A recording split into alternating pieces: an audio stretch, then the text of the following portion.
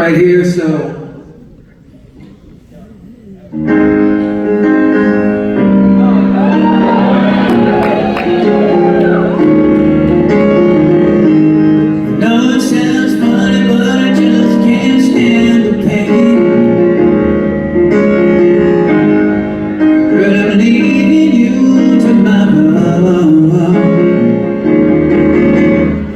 Just kidding. Just kidding. Here's why I came over to the piano, because I'm going to do a song for you, but I have to talk to you just for a minute. So, a few months ago I recorded a new album that's coming out in January. That's very sweet, thank you, but I want to talk to you about it because it's very different than anything I've ever done before, and very different than anything anybody's doing these days in this way. So I had an idea. Over the years, people have suggested doing an album of covers of my favorite songs, especially like the Great American Songbook, you know, the standards of that time, and everybody's done them. Michael Bublé is, you know, so famous for doing them, Rod Stewart, and I thought, you know, nobody's done those in a long time. That would be interesting to me, but the reason I've never done covers is because I'm a songwriter, and I love other people's songs, but I feel like I want to, you know, I want to be known for my own songs.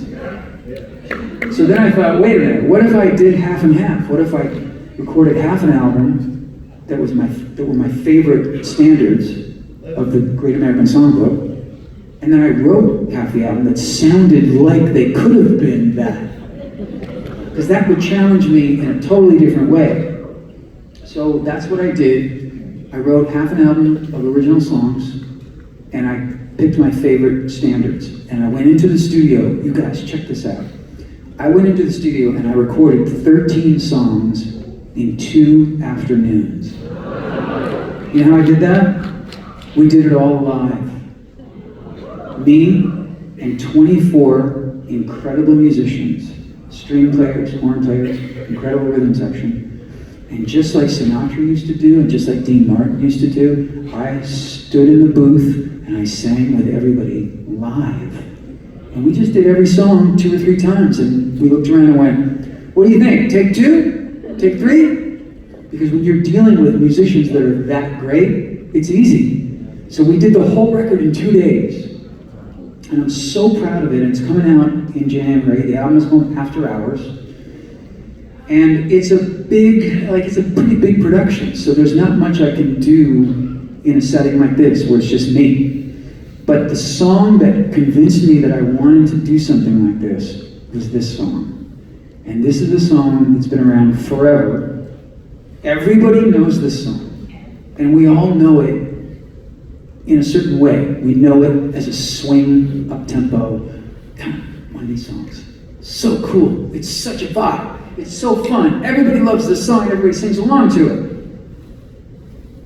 And sometime last fall, it was playing. Daisy and I were having dinner in my house, and the song came on by Sinatra, and we're singing along, and I thought to myself, do I even know the chords to that song? So I ran to our piano. This is true. This is all true. This is how this album came about. I ran to my piano in our living room to figure out what the chords are to this song that I've known my whole life. And in figuring it out, I kind of had to slow it down. And I discovered the most gorgeous, beautiful song in this up-tempo swing song that we've always known. So then I got inspired and I wrote an intro to it to throw you off. So you're not gonna know what the fuck this is until I start singing. But then you'll know. Right? This is on the album, but this is really the idea that started the whole process, so I hope you like it.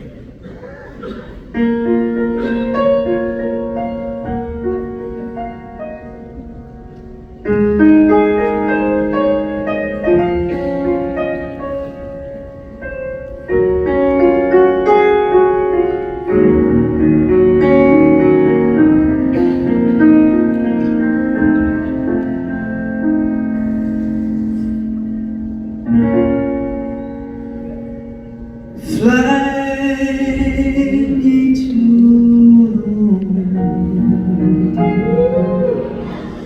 let me play among the stars.